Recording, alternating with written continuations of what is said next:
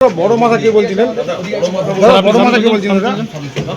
দাদা বড় মাথাটা কে? দাদা বড় মাথা বাবলা শেষ, নন্দু হার শেষ।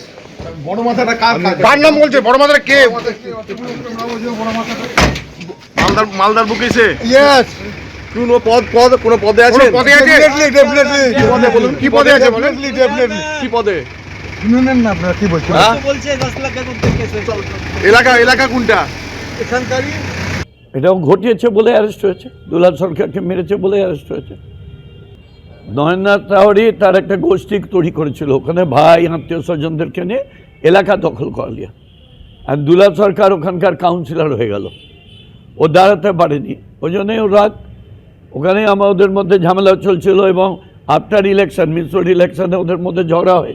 আমরা সেই সময় দুলাল সরকারের পক্ষ নিয়ে আমরা বলেছিলাম যে নরেন্দ্রনাথ রাওয়ারি কিন্তু এসব করছে, তাও নরেন্দ্রনাথ রাওয়ারিকে কেউ বা কারা মদত করছিল।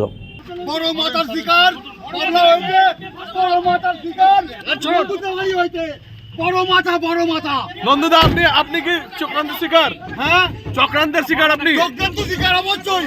বড় মাথার শিকার হ্যাঁ, বড় মাথার শিকার বাবলা হইছে, বড় মাথার শিকার আমি। শিশুর থেকে একটা পাগল যাই বলুন, সবাই এটা বুঝতে পারে যাদের বোধ বুদ্ধি কম, যে এত বড় নৃশংস হত্যাকাণ্ড চালানোর পিছনে অনেক মাথা এবং অনেক বড় বড় মাথা থাকাটাই স্বাভাবিক। তো আমারও সেটাই মনে হচ্ছে। পুলিশ তার তদন্ত করছে, তদন্ত সঠিক হোক এবং যারা আসল দোষী তারা শাস্তি পাক, আমি এবং আমার ছেলে যেন বিচারটা পাই। অনেকেই অনেক কথা বলবে, মিথ্যে কথা বলবে, আসল মোটিভটা আমার মনে হয় পুলিশ বার করতে পারবে। আমি মাননীয় মুখ্যমন্ত্রীর সঙ্গে দেখা করব, দিদির সাথে। আজকে আমাদের কাজ হচ্ছে, আমি খুব দ্রুতই ওনার সাথে সময় নিয়ে আমি ওনার সাথে দেখা করব। আমি আমার কথা ওনাকে নিশ্চয়ই বলবো।